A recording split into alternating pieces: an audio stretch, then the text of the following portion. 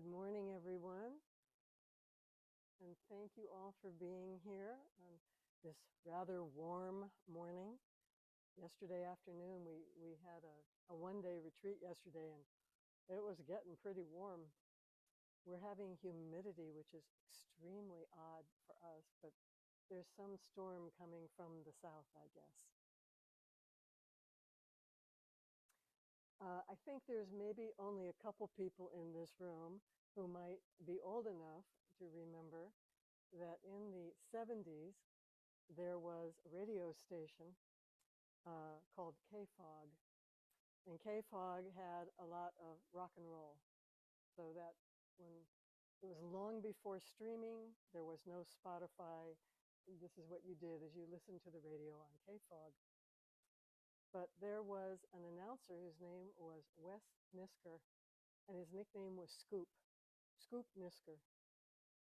And his sign-off was always, if you don't like the news, go out and make some of your own. But it was also the case that he was the one who popularized wherever you go, there you are.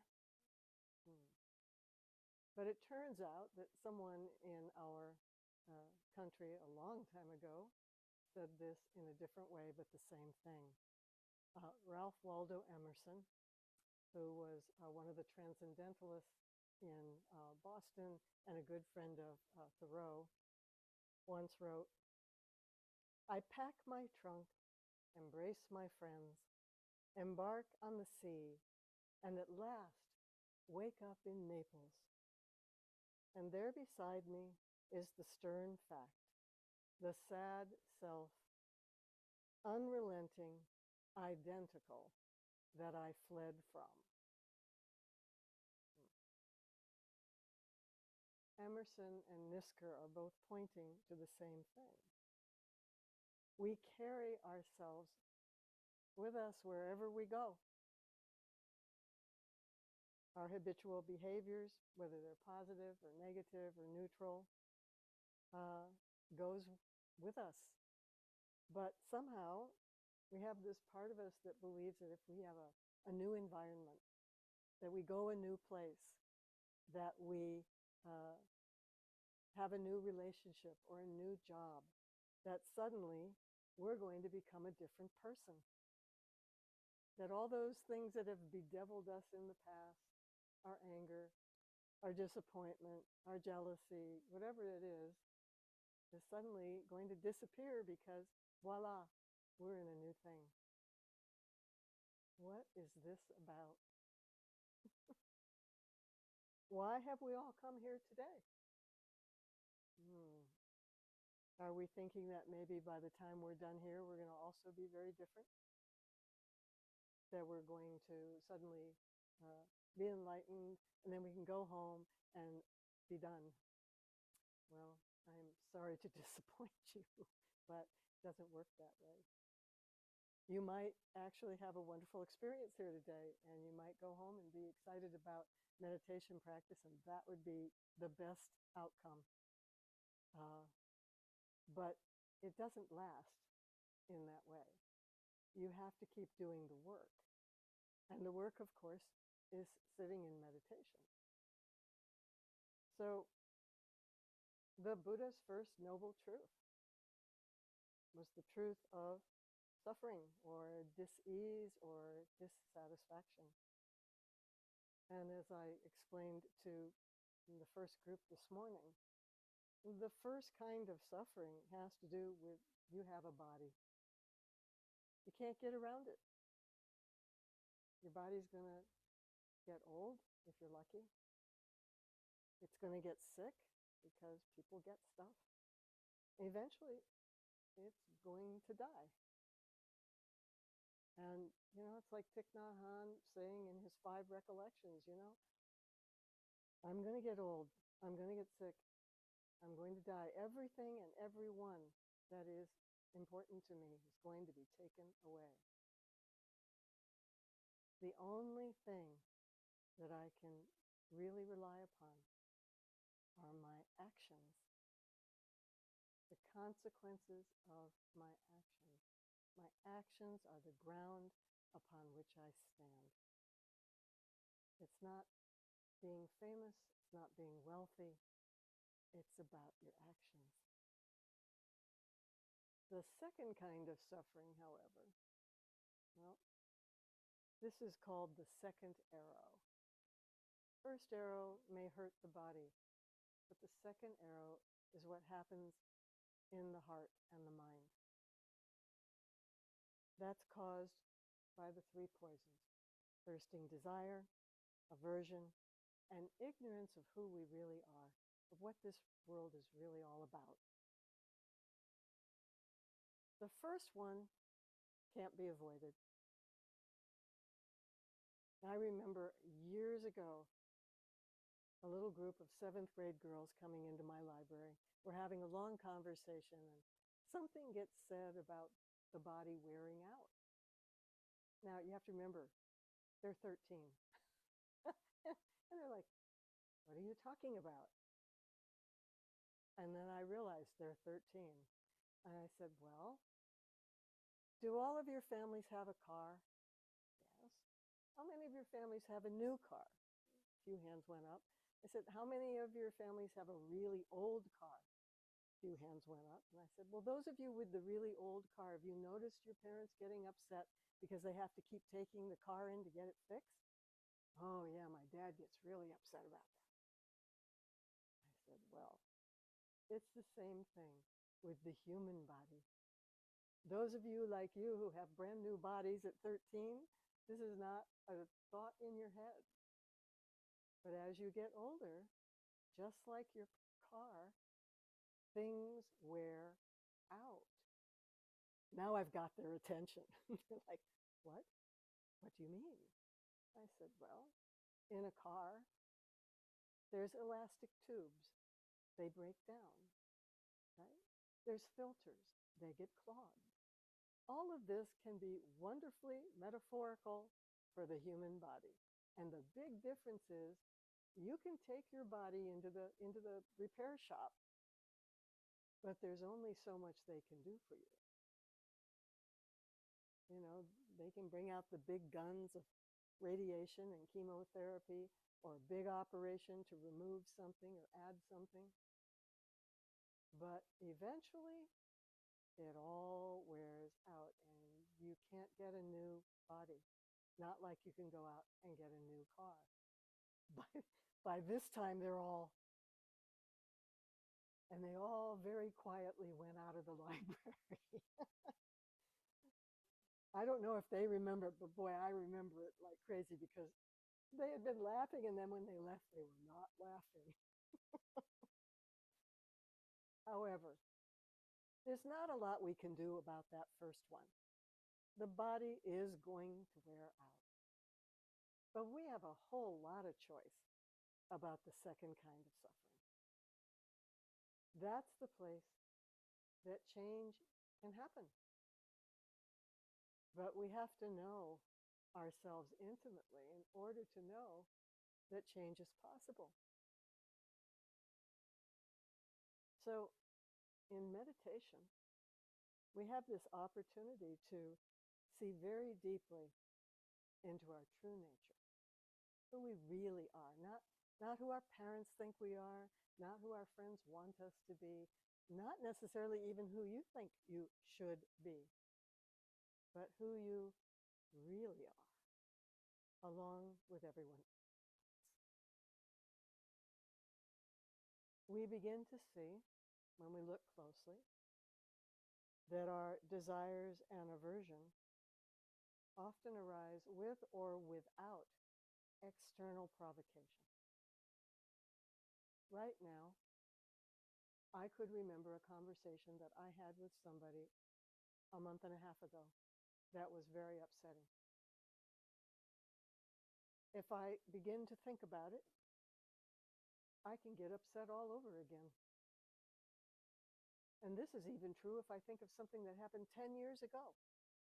Oh, that person was so mean, or they did this, or they did that. And the interesting thing to me is not only can I remember the situation, I can remember why I was upset, and I can actually bring up all the emotional feeling around it, even though it was 10 years ago. And we do this. We hold on to stuff. We have memories that we haven't worked through, resolved, and we keep bringing it up and replaying. That's one part. Our problems are not outside ourselves. They reside right here. I know there's a lot of crazy stuff going on out there. Crazy stuff in our government, crazy stuff in our neighborhoods. You know, all you have to do is read the headlines. You don't even have to read the news, just the headlines of the news to go, oh my goodness, another murder, another rape, you know, scientific secrets being stolen, people in important positions being accused of fraud and embezzlement. This is the wallpaper of our life to some degree. The proof that it is not out there, though.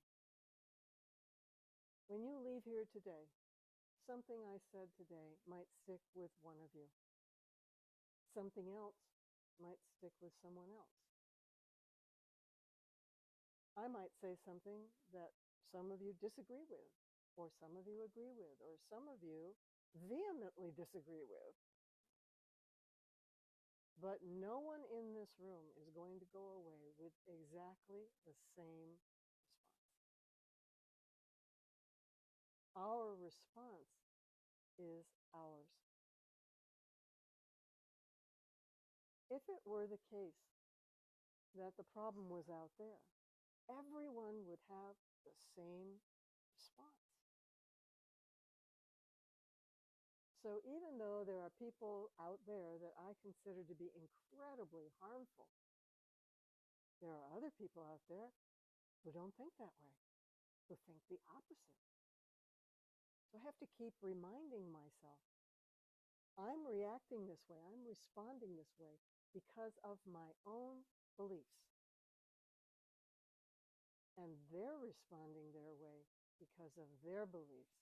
And maybe I disagree with their beliefs, but again, we're all responding differently. So as both Emerson and Westminster noticed, a change in our environment, like going off to Naples, is not going to change how we respond. So that leaves only one option. We have to change ourselves. Frankly, I think some people think it would be a lot simpler to change what's out there than changing this one here. Because by the time you get to be in your 20s, a lot of your personality and your habitual behaviors are pretty firmly in place. Zen practice is actually hard because it's asking you to take a look at all of that and begin maybe to unpack it a little bit and think about, is this useful? Is it helpful? Is it harmful?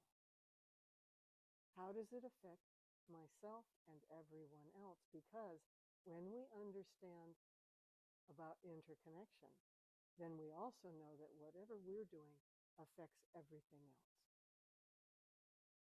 It cannot be any other way. So there's a wonderful Zen koan, very short little piece. It just says, what's the most important thing? And the answer is an appropriate response. Seems simple, not so simple.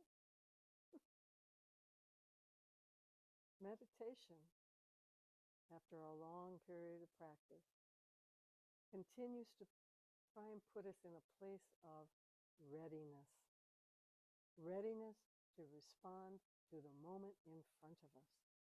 Not the moment that we responded to yesterday or the one that we're thinking about tomorrow, because even if it seems like the same situation, it's this one, not that one. You learn this when you teach kids. You really understand.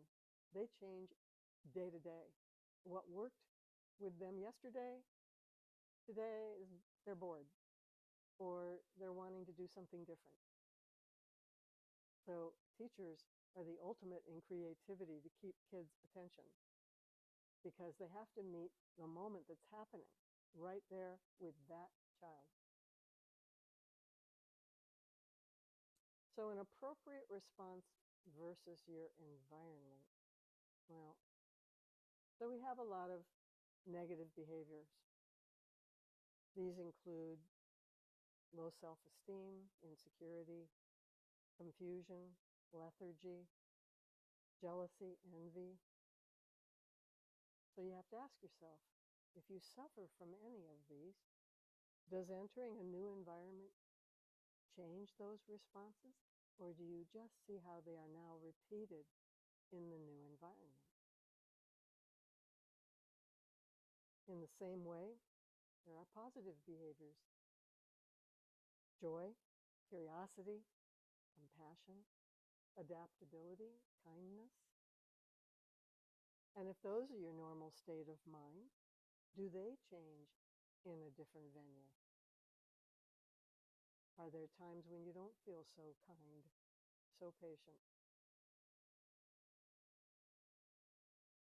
How we respond to and cope with various difficulties is due to years of causes and conditioning that brought us to this point today. It's like a 0-1. You go 0, 0, 0, 1, 0, 0, 1, 1. And all of those 0-1 decisions, yes, no, good, bad, whatever it was, brought you right here to this moment. There's a reason you're in this room. You may never be back in this room. I hope you will. But every decision you have made in your life, even the ones that were made for you by someone else, affected who you are today. And here you are. So the man who founded San Francisco Zen Center, Suzuki Roshi, once said, meditation practice will not take away your difficulties, but perhaps you will have less difficulty with your difficulties. Difficulties are part of being human. It doesn't matter how wealthy you are, how famous you are, bad things happen. Somebody just asked me recently, again, that old question, why do bad things happen to good people? Well, you could turn it around. Why do good things happen to bad people? Why do things happen? They do. As my teacher once said, these things happen. The difference is when they happen, how are you going to respond?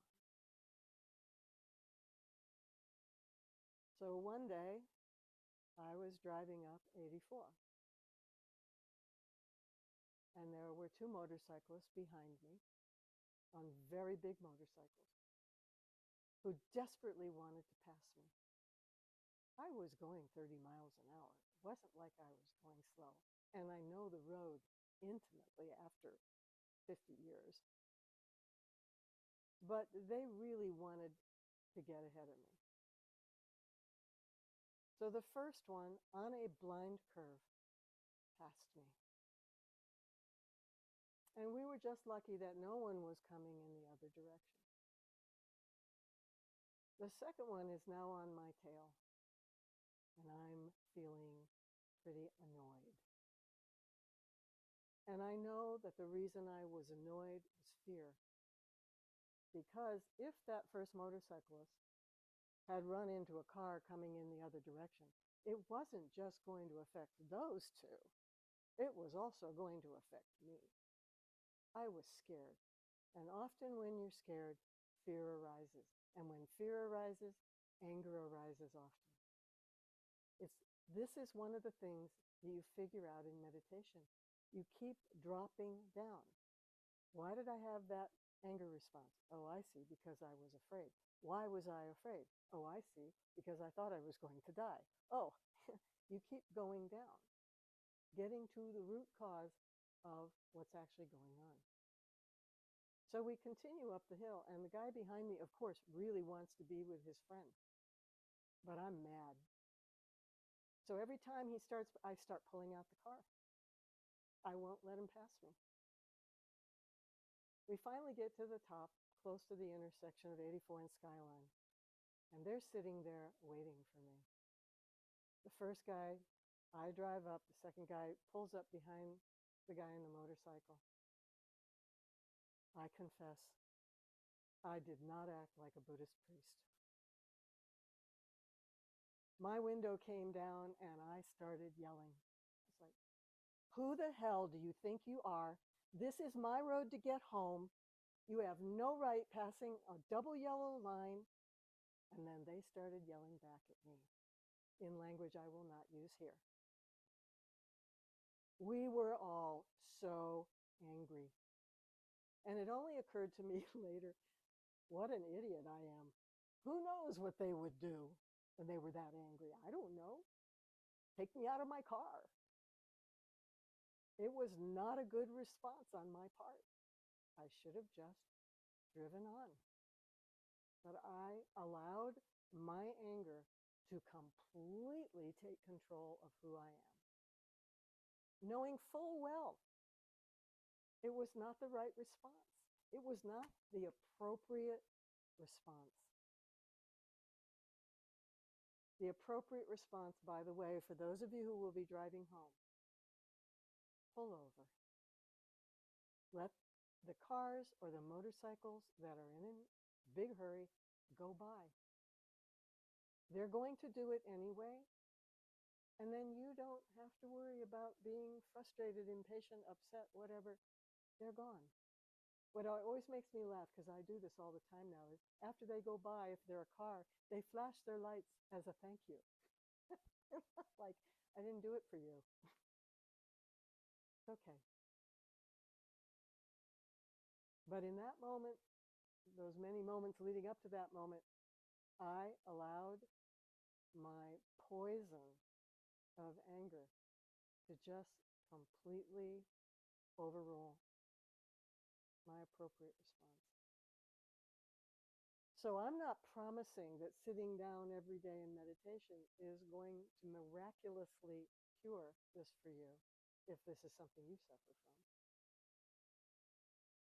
But what it does is make you aware of what you're doing. And maybe that makes you think twice the next time something happens. Is this helpful behavior? Is this a way to create relationship? Because that's all practice is about. It's the relationship you have with yourself, with others, with all sentient beings, with trees, grass, huts. Everything is related. Did I do something good that day? No, I did not. And those two guys were probably really angry for a very long time afterwards. And who knows, maybe they drove recklessly for that reason. I did not do the right thing. But this happens to us a lot. That we are overtaken by emotional things, and we say or do things that are not kind. So, in the Eightfold Path, it talks about right speech and right action. I did neither that day. So there's another famous teacher who used to teach in Hawaii. His name was Robert Aitken. And he wrote a book, and he said that practice, this thing we're doing, is about the perfection of character. I'm not talking about a cartoon character.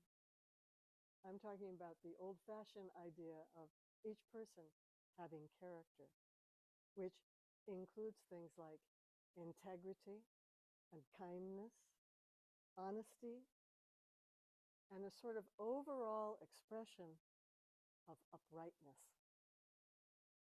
To be upright, to sit upright, but to act and to speak in an upright manner. A manner in which, think of the person that you admire the most in your life, that you love the most, that you want to look the best for.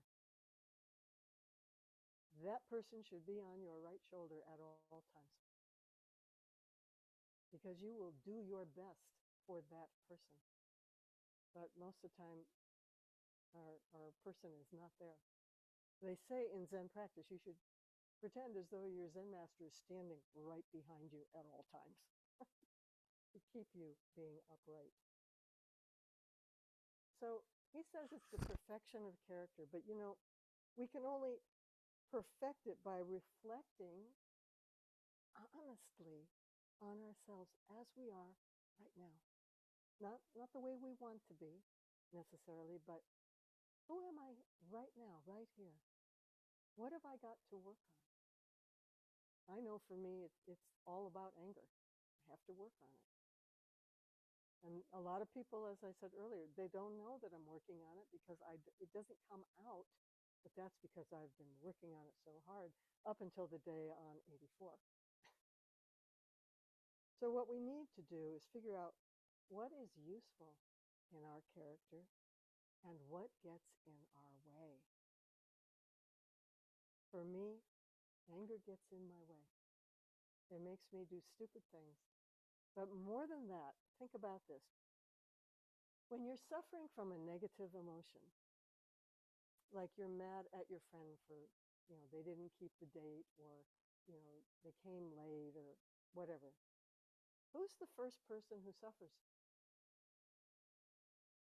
They don't know you're mad at them.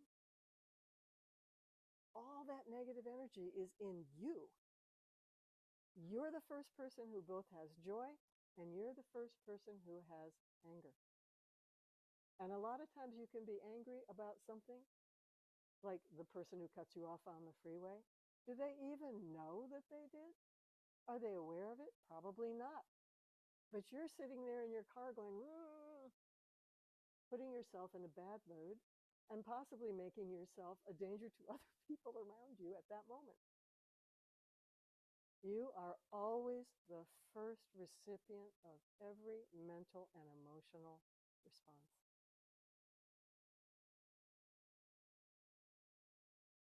So then, Suzuki Roshi also said something else which is very amusing. There was a teacher at San Francisco Zen Center named Blanche Hartman. And when she was first starting to practice, she went in to talk to Suzuki Roshi. She was already in her mid-40s. And Suzuki Roshi said to her, you are already perfect. And she said to herself, he doesn't know me very well. But in one of his lectures, he came back to that and he said, you are already perfect, but there's always room for improvement. Because it doesn't mean perfect in the way that we normally think of it. You were perfect and pure when you came into this world. The improvement has to do with what happened afterwards. Maybe you didn't have very good parents. Maybe you didn't have a very good educational experience. Maybe you got involved with friends who were not very useful to you. All things are possible. Causes and conditions creating consequences for you. So there's a wonderful writer out there. One of my favorite Dharma books to read to kids is called The Dalai Lama's Cat. And the whole story is told through the eyes of an injured Siamese cat who the Dalai Lama rescues. And so because he is in the Dalai Lama's private chambers, gets to hear everything and about everyone, and is there when all the people come to talk to him. And so a lot of Dharma is passed through this wonderful cat. Anyway, the man who writes the book is a Tibetan Buddhist, but I read his stuff all the time. He's a very wise man. So here's what he says. I find it helpful to think of character like a rope. Try cutting straight through a thick rope with a pair of household scissors and you'll just blunt the blades. Likewise, trying to change ourselves all at once can feel impossible. Fortunately, a rope isn't one solid thing. It is made of strands, and each strand is woven from countless tiny fibers. Those fibers are our individual thoughts. Snip enough fibers, and the strands begin to weaken. Snip enough strands, and eventually the rope itself comes apart. When every day is different and we are rushing from one demand to another, there is very little opportunity to notice our habitual thoughts.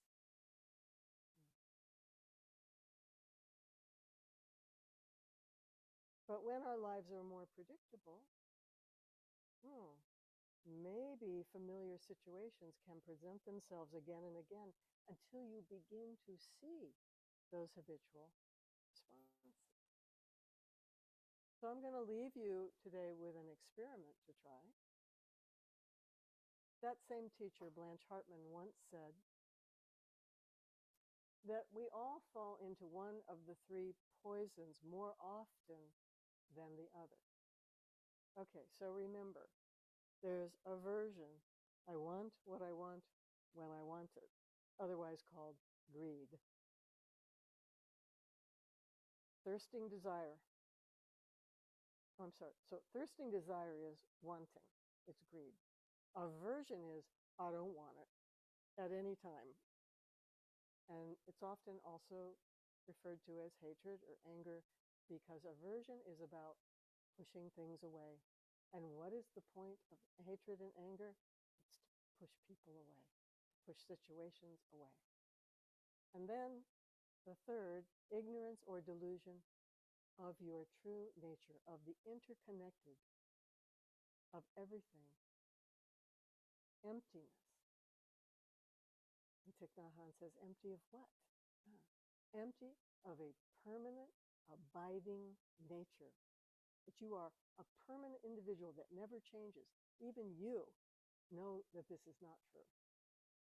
You get older, you get diseases, you get aches and pains, not to mention that you start either losing weight or gaining weight or dozens of things.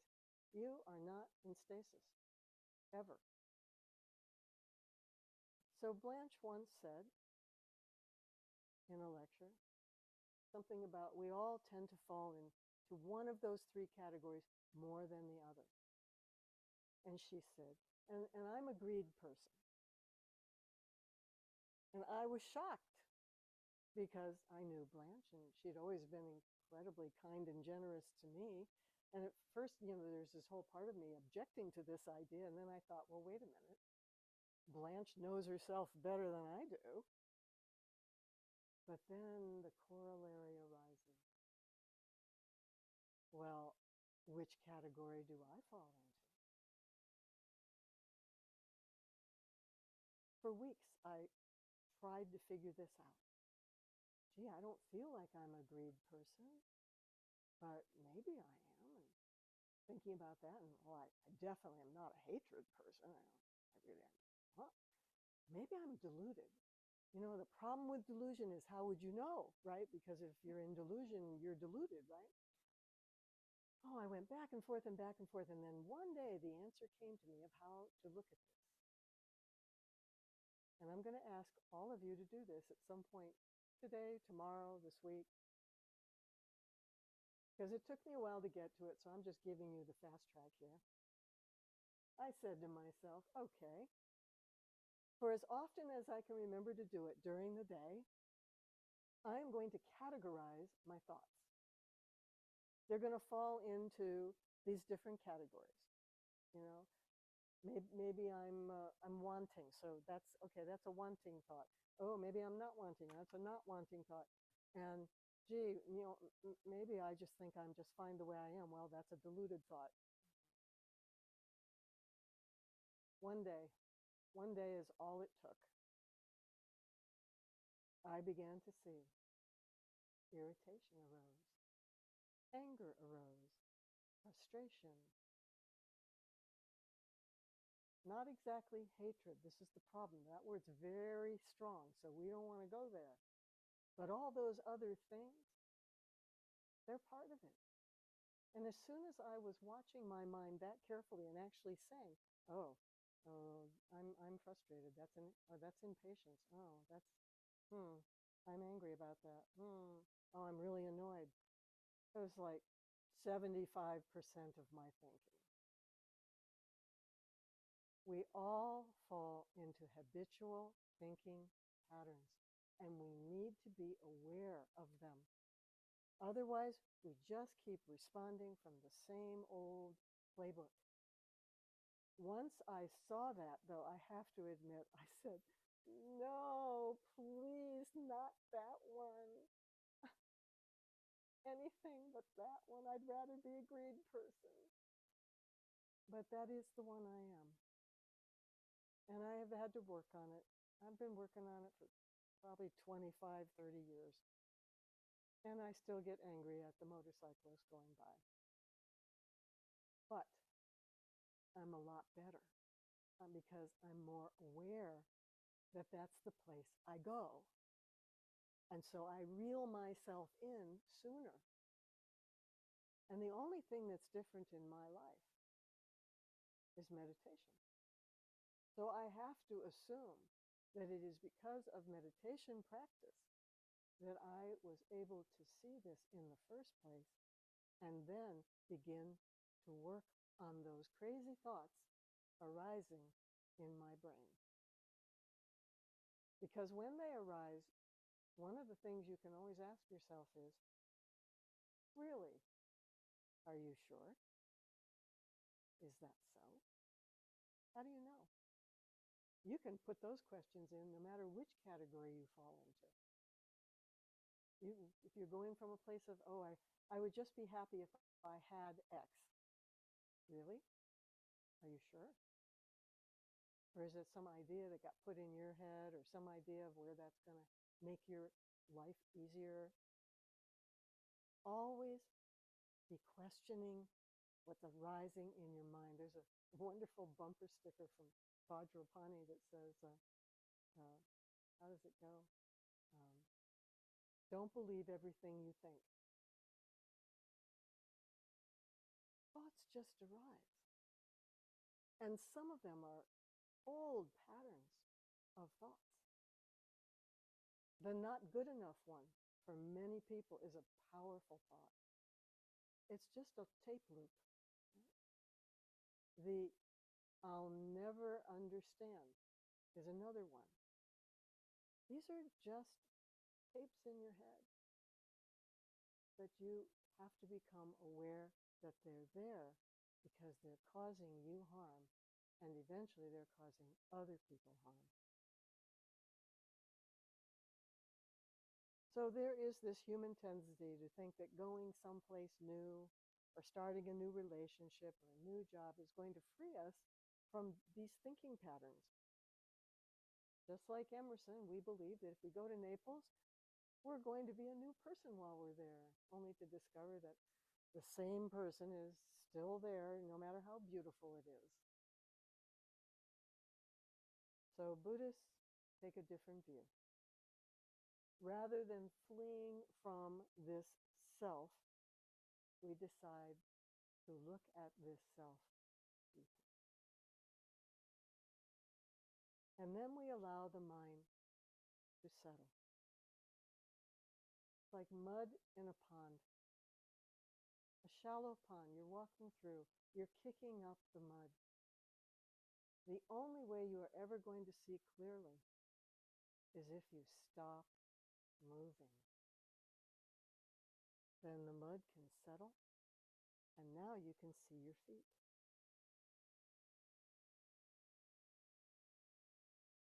So during your meditation, your zazen,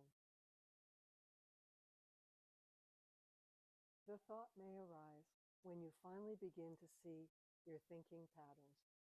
You might think to yourself, oh no, not this thought again.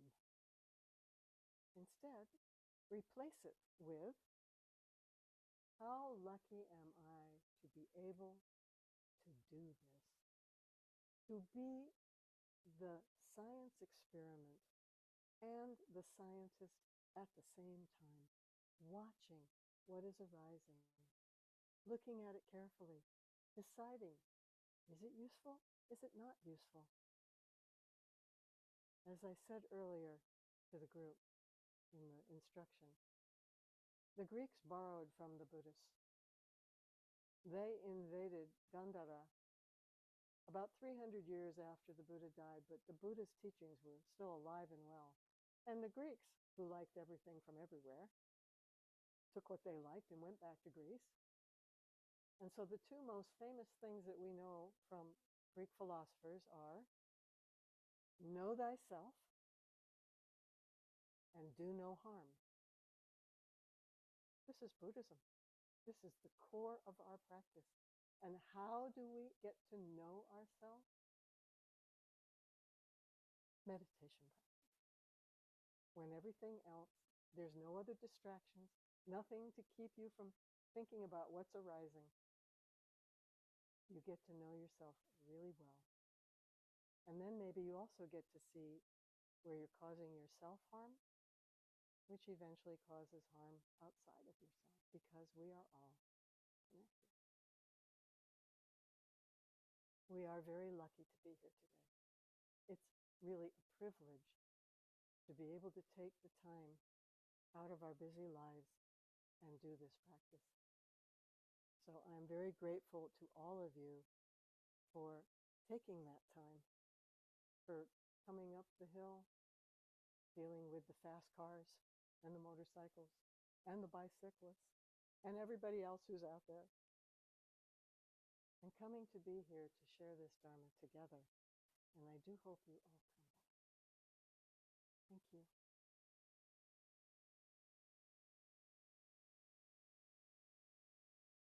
So I forget the schedule.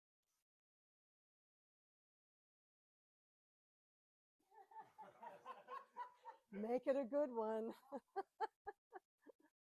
Oh.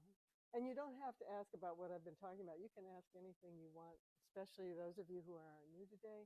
Maybe because you didn't get a chance to ask any questions in there, so maybe there's something that you'd really like to know and that I missed completely in my instructions. So, yeah.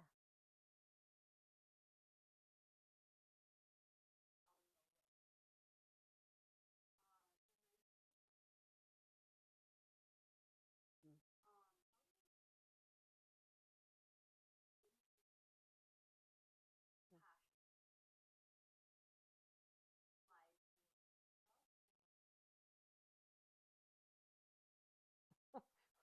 What a good question. So the question is, how do I work with my anger? Do I channel it somehow or turn it some other way or put it in here? Oh, gee whiz. How do I handle my anger? Well, the first thing was to realize that was what I was suffering from. Because I grew up with the mythology. See, this is the other tape that you're all going to have, something from your childhood, that nice people don't get angry. And I was a very nice person. And all of my family were nice people. Except that, guess what? My mother's form of anger was complete silence and cut you off, and not talking to you for however long it took her to get out of her snit, which for a very sensitive little girl, that was like love being taken away, right? To my father, who would come home after a very long day of work, explode over something, have his whiskey and soda, and then be fine. And not realize that after he'd exploded, the rest of us were all like, took me years to understand that, first of all. Both of my parents were lovely people in many ways. And certainly they qualified as nice people. But I have to tell you, nice people do get angry. Okay, so that's the first step, is identifying whatever tapes you've got going about anger. Anger can be useful sometimes.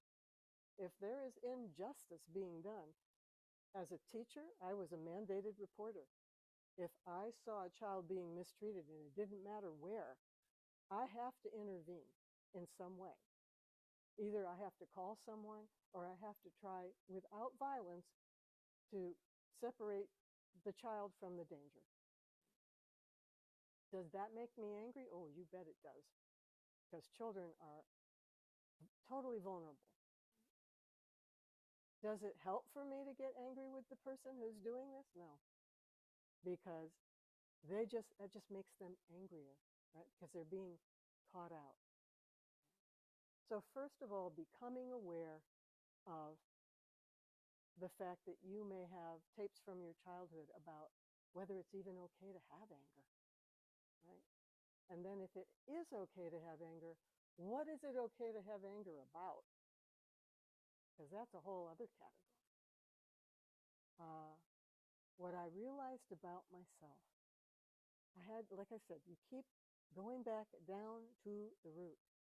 And one of the things I discovered about my particular anger, a lot of it has to do with impatience. Things are just not going the way I want them to, or in the time frame I want them to, but it took me a long time just to see that. So you're also, as you're exploring it, as you are exploring your science experiment, you are looking for what triggers you. What are the things that make me angry? Why do I get so angry? I get frustrated and irritated. I have expectations, right? There's one. Things aren't happening fast enough, but I also have expectations of how well they should be done. And there's a tape there, too, that took me a long time to see. My mother used to always say, if you want a job done right, you have to do it yourself. In that case, you are going to be alone for the rest of your life. But it took me years to even see and hear that tape, and to question it and to say, what? Why? Just because it's not done the way I want it done, maybe somebody else actually has a better idea.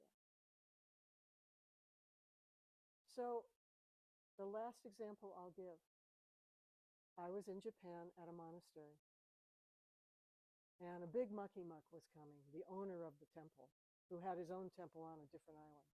So everything had to be absolutely perfect. I was the only non-Japanese person. I was the only white person. I was the only woman out of 8 people. I had more practice years than anyone except the teacher, but it didn't matter because I was a newbie there. So my status was, nothing. But on this particular day, we're supposed to clean all the windows in the temple. Coming from my American view, I'm looking for rags and a bucket and maybe even some cleaning solution, right? I gave up on the cleaning solution and finally went and got my own personal bar of soap to rub into the water. I found a rag in the bathroom that looked like it had been used. But I was like, okay, I'm trying to do my best, and, I don't speak very much Japanese, so I finally arrive at the place where the other monks are already working, and I get my bucket, and I get my soap and water, and finally the head monk very sweetly comes up. My Japanese name is Shungen. Shungen-san, please, do this way.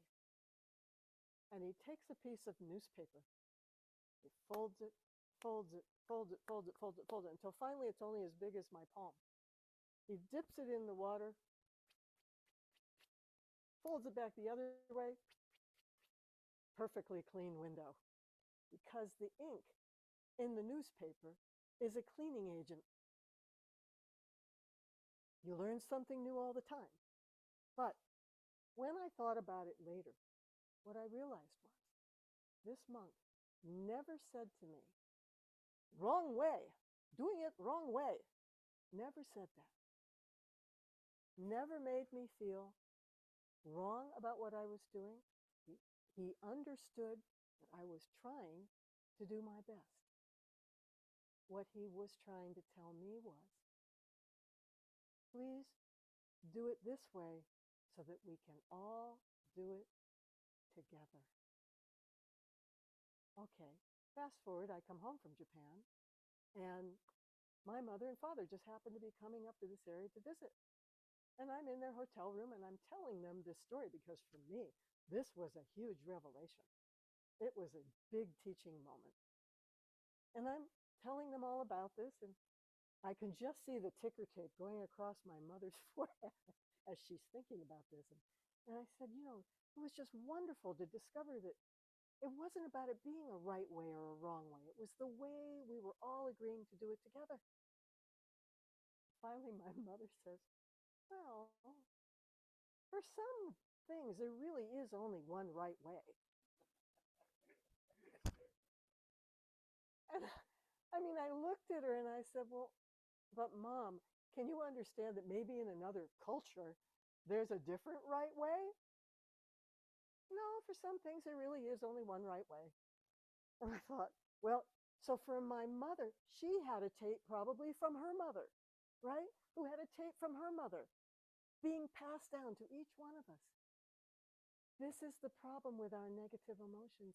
We don't often know where they came from. They were given to us with, the diaper and the baby bottle. And we believed them because that's what we grew up with, but we don't have to continue to believe them. That's what this practice is about, is the possibility of change. You're not going to be able to deal with your anger by analyzing it. It can't be channeled into something else. But the more you look at it, the more you become aware of the causes and the conditions of it, those strands of the rope, they will begin to break apart. It's not perfect. I still get angry. You can talk to my husband anytime. But it's a whole lot better than it was. And mostly just because I'm aware. It's like waiting there. It's just waiting for something. And it's not about something out there. It's just waiting. And I have to keep my eye on it. Thank you for such a great question. Okay, Ino-san,